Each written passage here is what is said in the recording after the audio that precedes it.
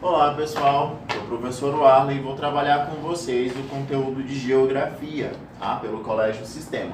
Bom, hoje a aula é especificamente para o terceiro ano do ensino médio, certo?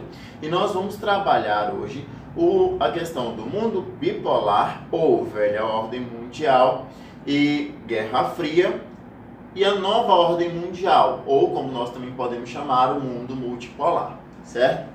Olha só.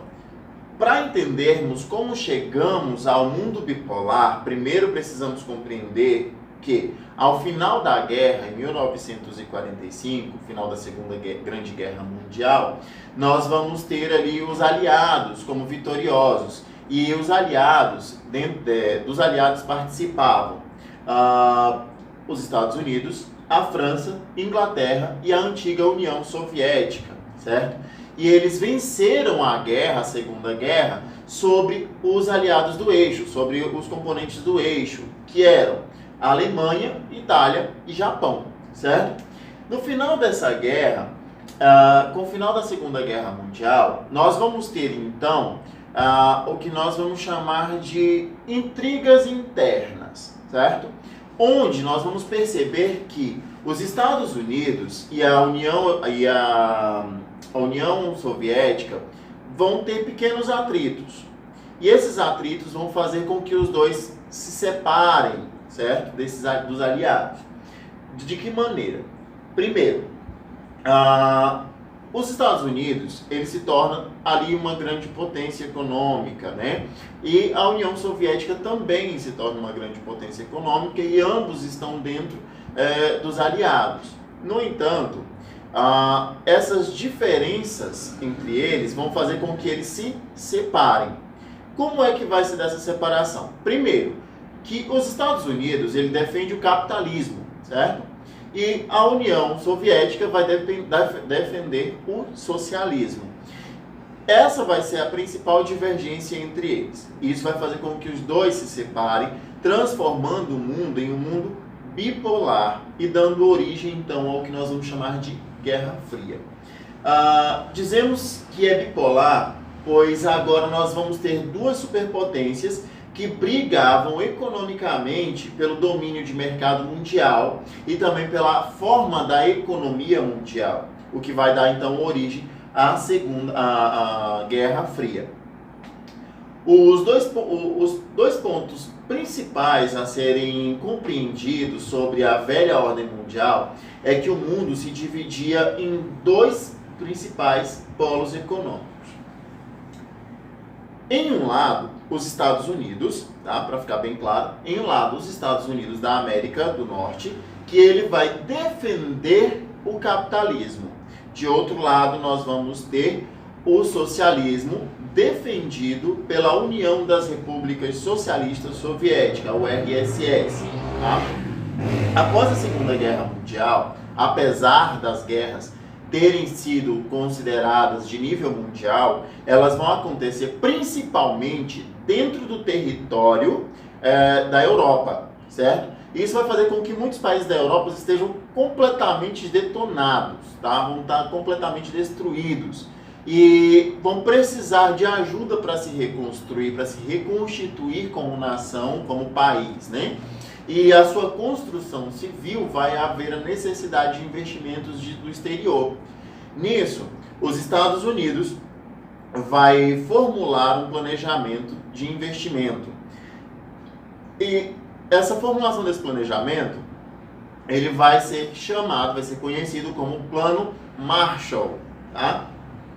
O Plano Marshall, ele vai ser um programa de financiamento econômico que vai auxiliar na reconstrução dos países da Europa que são aliados aos Estados Unidos. Ah, professor, mas qual era a intenção? Era só porque os Estados Unidos eram aliados aos Estados Unidos que ele vai auxiliar esses países? Não. Vamos deixar bem claro aqui que é o seguinte, que esse plano ele tinha como objetivo principal reconstruir os países que foram devastados pela guerra, certo? No entanto, apesar da ideia de reconstruir, não era apenas isso que os Estados Unidos queriam com o Plano Marshall. também tinha-se por objetivo conter o avanço do socialismo sobre os países europeus. Tá?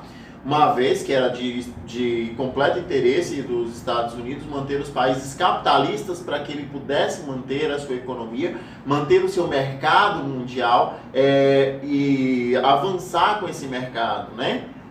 Em cima dos outros países. Isso seria de extrema importância para os Estados Unidos.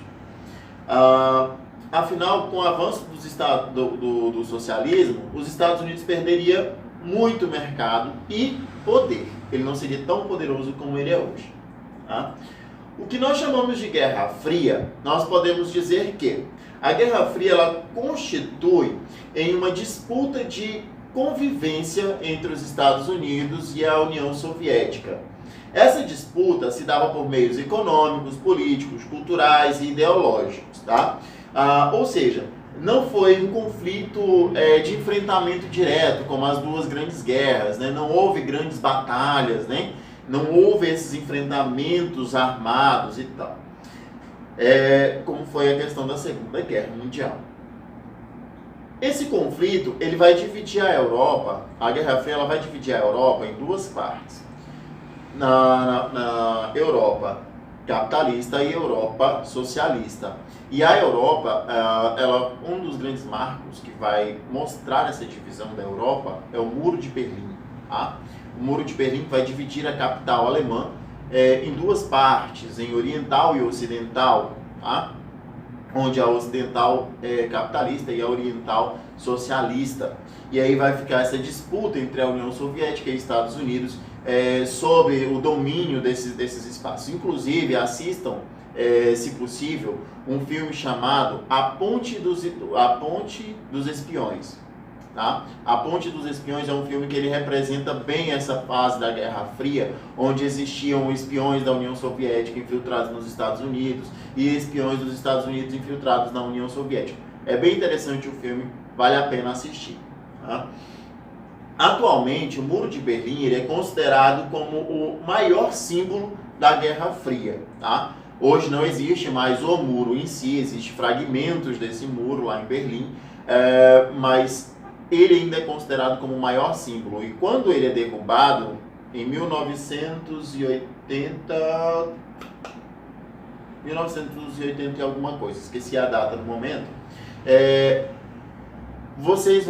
ele vai ser o símbolo da libertação, da queda desse sistema da Guerra Fria, né? Vai ser o fim dessa Guerra Fria.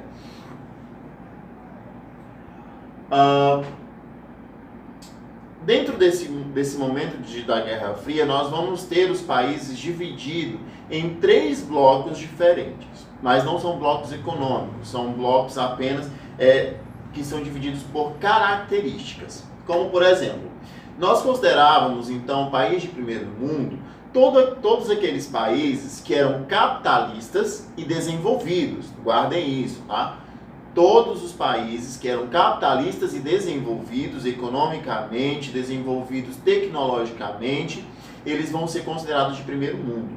Os países que são considerados de segundo mundo, eles são países considerados socialistas, tá? Todos os países socialistas são considerados, então, países de segundo mundo.